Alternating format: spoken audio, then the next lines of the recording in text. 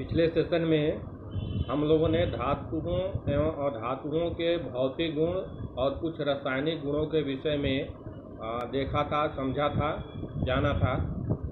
आज के इस सेशन में एक और महत्वपूर्ण गुण के विषय में हम बात करने वाले हैं कि धातुओं और अधातुओं की आपस में जो क्रिया होती है वह किस प्रकार से होती है। तो इसके लिए एक यद्यपि इसको भी जो टॉपिक आज का है यह भी बोर्ड परीक्षा के दृष्टिकोण से इस साल के लिए महत्वपूर्ण नहीं है, लेकिन आपके जानकारी के लिए और अगले कक्षाओं में अध्ययन के लिए बहुत ही महत्वपूर्ण है और इसको ध्यान से देखना है, समझना है। तो एक तो जो रासायनिक गुण है धातु की, ये धनायन बनाने की प्रवृत्ति रखते हैं। ये क्या है? धातु धनायन बनाने की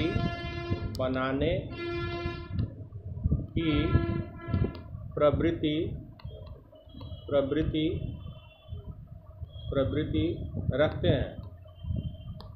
रखते हैं। ये धातुओं का गुण है कि वो धनायन बनाते हैं। और धनायन कब बनता है? जब इलेक्ट्रॉन निकलता है। जब परमाणु से इलेक्ट्रॉन निकलता है उस कंडीशन में परमाणु इलेक्ट्रॉन का त्याग करके धनायन बनाता है। तो धनायन बनाने की प्रवृत्ति रखते हैं, इसका मतलब यह है कि इलेक्ट्रॉन निकालते हैं, इलेक्ट्रॉन का त्याग करते हैं।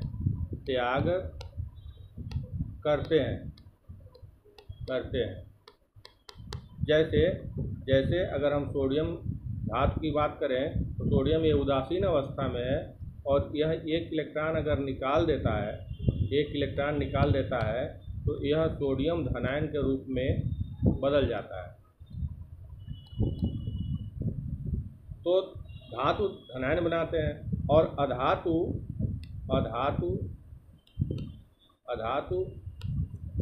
ऋणायन बनाते हैं। ऋणायन बनाते हैं।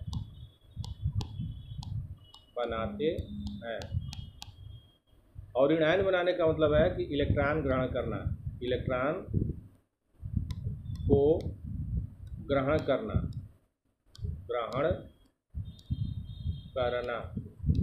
अब इलेक्ट्रॉन ग्रहण करके कोई अधातु ऋणायन में बदल जाता है। तो ये धनायन और ऋणायन बनाने की जो प्रवृत्ति है, इसके आधार पर धातु और अधातु जो आपस में क्रिया करते हैं इससे आयनिक यौगिक बनाते हैं। आयनिक यौगिक। अब ये आयनिक यौगिक क्या है और किस तरीके से बनते हैं इसको हमें समझना है। आयनिक यौगिक बनाते हैं और कैसे बनाते हैं?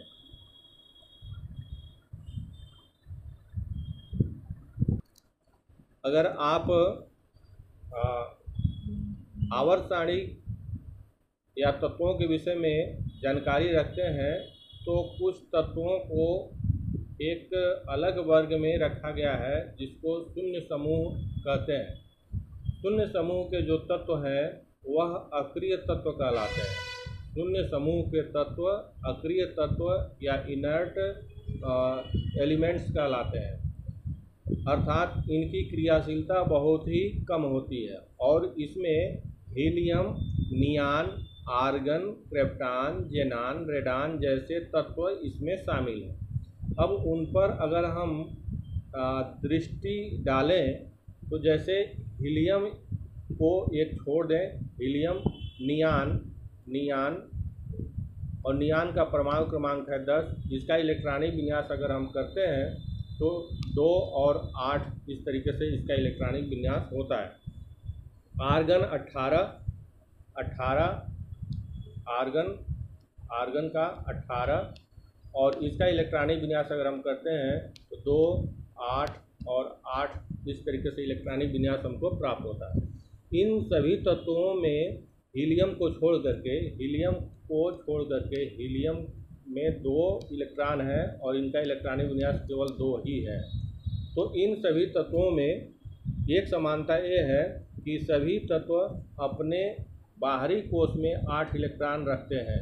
सभी तत्व अपने बाहरी कोष में 8 इलेक्ट्रॉन रखते हैं और इस प्रकार की ये इलेक्ट्रॉनिक संरचना प्रदर्शित करते हैं।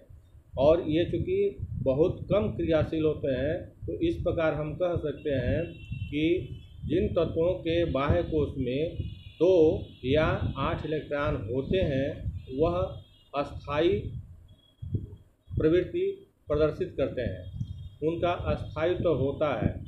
और सभी तत्वों में यह प्रवृत्ति पाई जाती है कि वह अपने को अस्थायित्व प्रदान करें, अपने को अस्थायित्व प्रदान करके अक्रिय तत्वों के समान संरचना प्रदर्शित करते हैं। तो क्योंकि हीलियम, नियान, आर्गन, क्रिप्टॉन, जेनान, रेडान के अलावा जो भी तत्व हैं उन तत्वों के बाह्य कोष में 8 इलेक्ट्रॉन नहीं होते, या तो उससे ज़्यादा होते हैं या उससे कम होते हैं। तो इस स्थिति में क्या होगा कि वह अपने को हीलियम, नियान, आर्गन, क्रिप्टॉन, जेनान के जैसा प्रदर्शित करने के लिए इलेक्ट्रॉन का त्याग करेंगे या तो ग्रहण करेंगे। तो जैसा कि अभी हमने चर्चा किया कि धातु इलेक्ट्रॉन का त्याग करते हैं। अब जैसे अगर हम सोडियम की बात करते हैं तो सोडियम का परमाणु क्रमांक 11 है, अर्थात इसमें 11 इलेक्ट्रॉन हैं और 11 इलेक्ट्रॉन हैं। तो इसकी जो इलेक्ट्रॉन बिंदु संरचना होगी वह कुछ इस तरीके से होगी। सोडियम एक ये नाभिक है और नाभिक के बाहर जो कोष है इसमें 2 इलेक्ट्रॉन होंगे और इससे बाहरी जो कोष है इसमें 8 इलेक्ट्रॉन होंगे। और एक और जो कोष बन जाएगा 8 2 10 और 1 11। अब इसका इलेक्ट्रॉनिक विन्यास हो गया 2 8 और 1। अब देखिए कि यहाँ पर बाह्य कोष इसका जो है वह 1 इलेक्ट्रॉन को प्रदर्शित कर रहा है। तो 1 इलेक्ट्रॉन को अगर हमको इसको निकाल दें, इसको अगर हम निकाल देते हैं तो यह कोष समाप्त हो जाएगा, यह कोष समाप्त हो जाएगा और इसके जो बाहरी कोष होंगे वह इस तरीके से बन जाएगा और उसमें 8 इलेक्ट्रॉन होंगे। इस प्रकार यह अक्रिय तत्व की संरचना प्रदर्शित करने लगेगा, प्राप्त कर लेगा। इसी तरीके से अगर हम क्लोरीन परमाणु की बात करें तो क्लोरीन का परमाणु क्रमांक 17 है, जानते हैं, और इसमें जो इलेक्ट्रॉनिक विन्यास होगा वह इलेक्ट्रॉनिक विन्यास इस तरीके से होगा 2 8 7। अब देखिए इसके बाह्य कोष में 7 इलेक्ट्रॉन है और यह अपने निकटतम तत्व आर्गन के जैसा अगर संरचना प्राप्त करना चाहता है तो उसके लिए इसमें 1 इलेक्ट्रॉन और जोड़ना पड़ेगा। अब 1 इलेक्ट्रॉन जोड़ देंगे तो इसकी संरचना क्या हो जाएगी 2 8 8 हो जाएगी। इसके लिए क्या करना पड़ेगा, 1 इलेक्ट्रॉन इसमें डालना पड़ेगा। 1 इलेक्ट्रॉन कहाँ से आ गया, ये इसमें आ गया। तो 1 इलेक्ट्रॉन अगर लेगा तो ये क्लोराइड आयन के रूप में बदल जाता है। ये सोडियम आयन, यानी यहाँ पर ये सोडियम आयन जो बना ये धनायन है और ये क्लोराइड आयन ऋणायन है। अब ये दोनों विपरीत आवेशित आयन हो गए और इन विपरीत आवेशित आयनों के बीच में एक बहुत ही मजबूत आकर्षण बल कार्य करता है और उस आकर्षण बल के वजह से ये दोनों आयन एक साथ मिल करके सोडियम क्लोराइड का अणु बना लेते हैं, सोडियम क्लोराइड का अणु बना लेते हैं और इस प्रकार इस विपरीत आवेश के कारण आकर्षण बल से बन जाते हैं। तो इससे जो यौगिक बनता है इसको हम कहते हैं आयनिक यौगिक। तो आयनिक यौगिक आयन से बनते हैं, आयनिक यौगिक आयन से बनते हैं। और यह आयन क्यों बनता है, यह इलेक्ट्रॉन को ग्रहण करने से या इलेक्ट्रॉन का त्याग करने से यह आयन बनता है। तो अब ये क्योंकि इस साल पुनः मैं रिवाइज कर रहा हूँ कि इस साल के बोर्ड परीक्षा में नहीं रखा गया है, तो इसको आपको बहुत उस तरीके से समझना है कि हम अपने आगे के लिए इसको बेहतर करें। इसी तरीके से अगर हम बात करें मैग्नीशियम क्लोराइड की MgCl2 की, तो इसमें 2 तत्व हैं, एक तो मैग्नीशियम है और दूसरा क्लोरीन है। मैग्नीशियम का 1 परमाणु है और क्लोरीन का 2 परमाणु है। इसमें मैग्नीशियम का परमाणु क्रमांक 12 अर्थात 12 इलेक्ट्रॉन होंगे और 12 इलेक्ट्रॉन का जब इलेक्ट्रॉनिक विन्यास करेंगे 2 8 2 और इसका 17 अभी हमने देखा था NaCl वाले केस में, इसका इलेक्ट्रॉनिक विन्यास करते हैं तो 2 8 और 7 इस तरीके से। अब ये 2 इलेक्ट्रॉन को निकालना है और इसको 8 बनाना है, 7 को 8 बनाना है।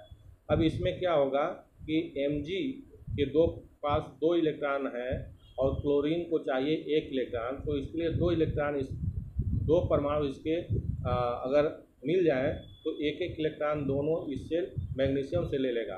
तो इस तरीके से जो आयन बनेगा वह इस तरीके से बनेगा Mg और 2 इलेक्ट्रॉन निकल गया तो इस पर 2 धनावेश बन जाएगा। जितने इलेक्ट्रॉन निकलते हैं उतने ही धनावेश उस पर लगाए जाते हैं और जितने इलेक्ट्रॉन ग्रहण किए जाते हैं उतने ही संख्या में उस पर ऋण आवेश लगाया जाता है।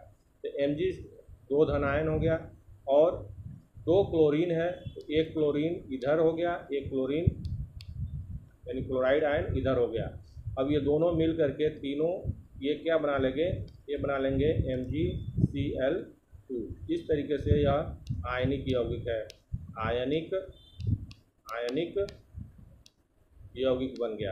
तो इस तरीके से धातुओं और अधातुओं की जो आपस में क्रिया होती है वह इस प्रकार से क्रिया करके क्या करते हैं, आयनिक यौगिक बनाते हैं। अब हम बात करेंगे कि आयनिक यौगिकों के गुण क्या हैं, लक्षण क्या हैं। आयनिक यौगिक के लक्षण क्या हैं। तो सबसे पहले तो यौगिक का जो लक्षण होगा यह होगा कि यह बहुत अधिक मजबूत आकर्षण बल के वजह से एक दूसरे से जुड़ते हैं। तो ये सामान्य अवस्था में कठोर होते हैं, सामान्यतः कठोर होते हैं और ठोस अवस्था में ये पाए जाते हैं। और ये भंगुर भी होते हैं, भंगुर होते हैं, ठोस अवस्था में होते हैं और कठोर अवस्था में होते हैं। ये मैं लिख रहा हूँ, ठोस, कठोर और भंगुर होते हैं। एक तो पहला लक्षण ये हो गया। दूसरा लक्षण कि इनका गलनांक और क्वथनांक बहुत अधिक होता है। गलनांक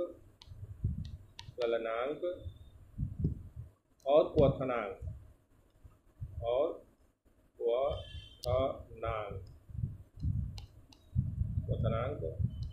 उच्च होता है,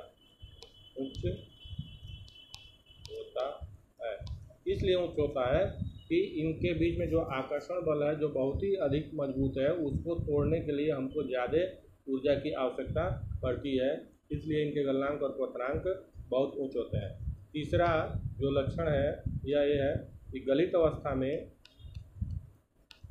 गलित या विलयन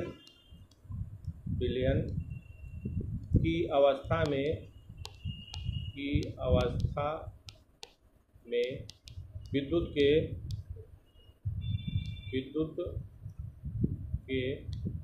सुचालक होते हैं, सुचालक होते हैं। आप जानते हैं विद्युत का चालन कब होता है, जब या तो उसमें मुक्त इलेक्ट्रॉन हो या उसमें आयन हो। तो जब जब आयनिक यौगिकों को गलित अवस्था में या विलयन की अवस्था में जब रखा जाता है तो इसमें विपरीत आवेशित आयन बन जाते हैं और इस प्रकार से ये विद्युत के चालन के लिए उत्तरदायी हो जाते हैं। चौथा जो गुण है यह है, ये जल में घुलनशील होते हैं,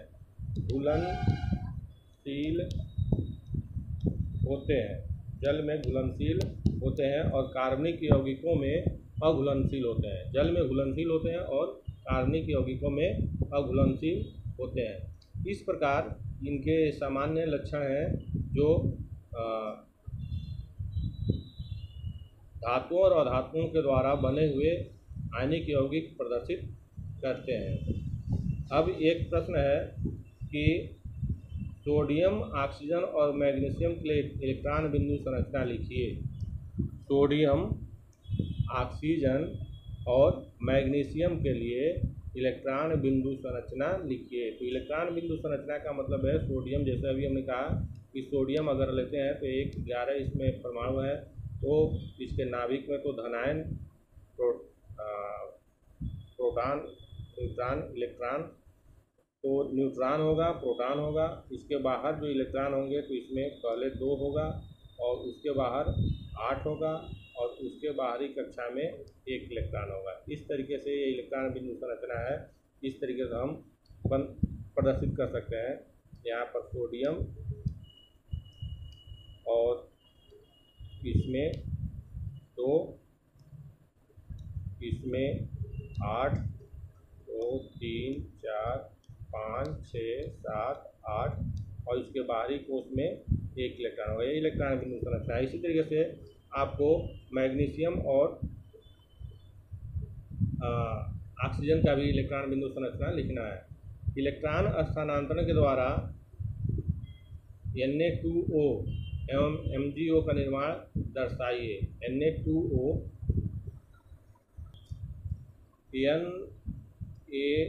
Na2O और MgO इलेक्ट्रॉन स्थानांतरण के द्वारा इनके निर्माण को बताना है। तो Na2 सोडियम का जानते हैं 11, तो सोडियम का 11 में से 1 इलेक्ट्रॉन बाहर निकलना है और ऑक्सीजन का होता है 8, तो इसका इलेक्ट्रॉनिक विन्यास ऑक्सीजन का 2, 6 होगा। अब इसको 8 बनाना है तो 8 के लिए इसमें +2 इलेक्ट्रॉन हमको डालना है। तो एक सोडियम आयन से 1 बनेगा और दूसरे सोडियम आयन से 1 इलेक्ट्रॉन मिलेगा और ये ऑक्सीजन के पास 2 इलेक्ट्रॉन आ जाएंगे। इस तरीके से Na2O का निर्माण होगा। इसी तरीके से MgO में Mg के पास क्या होगा, 2 इलेक्ट्रॉन होगा जो बाहर निकालेगा, ऑक्सीजन के पास 2 इलेक्ट्रॉन का चाहिए। इस प्रकार से MgO का निर्माण होगा।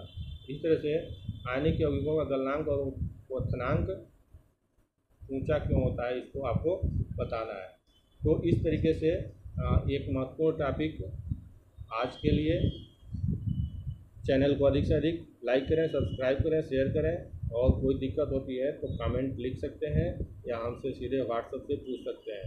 बहुत बहुत धन्यवाद। अगले टॉपिक में हम चर्चा करेंगे धातुकर्म के विषय में कि धातुएं कैसे प्राप्त की जाती हैं प्रकृति से, उस पर हम चर्चा करेंगे। बहुत ही महत्वपूर्ण टॉपिक रहेगा।